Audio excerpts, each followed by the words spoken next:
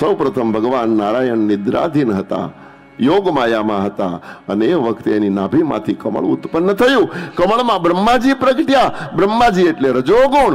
બ્રહ્માજીએ વિચાર કર્યો કે કંઈક રચવું, કંઈક બનાવવું, કંઈક નિર્માણ કરવું, પણ માત્ર જળબંકાર હતો. જળની વચ્ચે કમળ ને કમળમાં બ્રહ્માજી, આજુબાજુ કાંઈ જ ન મળે, બનાવવું શેમાંથી?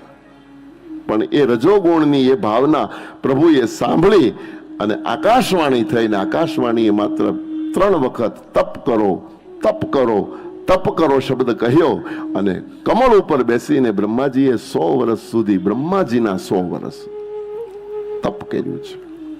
100 વર્ષનું તપ બ્રહ્માજીનું પૂર્ણ થયું. સાક્ષાત નારાયણ પ્રગટ થયા છે આકાશમાં.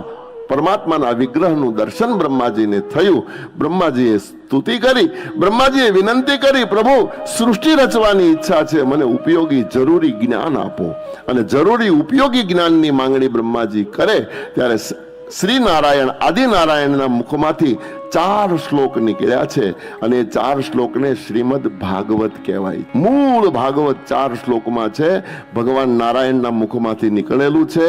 સૃષ્ટિમાં કંઈ જ નહોતું એ વખતે જે શબ્દો પ્રભુના મુખમાંથી નીકળ્યા, અને એટલા માટે ભાગવતની આગળ શ્રીમદ શબ્દ લાગે છે.